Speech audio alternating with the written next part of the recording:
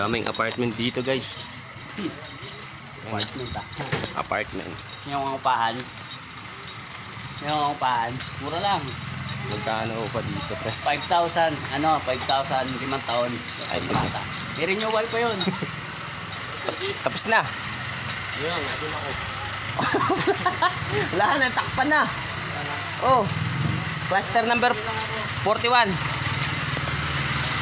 Magkano ba upa dito, pre? Ito yung pala yung siya yung management dito. 5,000 lang. 5,000. 5,000. Limang taon.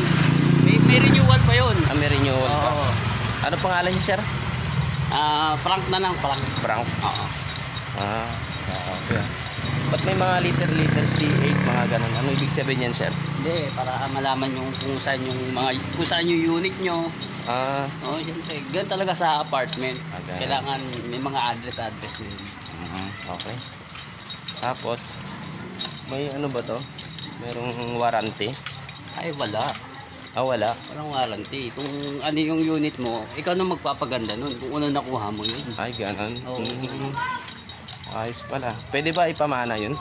Pwede, depende sa'yo. Gusto mo, ipamana mo kagad sa susunod. Kaso hindi 5 years bago hukayin ka hindi pwede Kuha ka na pa bagong unit.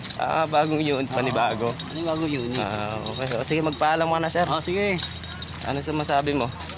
Wala naman akong masabing maganda yun lang. Good luck.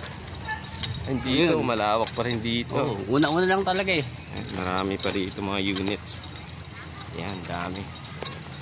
Ang dami pa bakante Ang dami pa palang bakante dun, sir. Buka, Ang dami pa bakante dyan. Ayun. Ayun pa pala, dami. Napakarami. Pwede ka magpa-reserve dyan. Ito mo.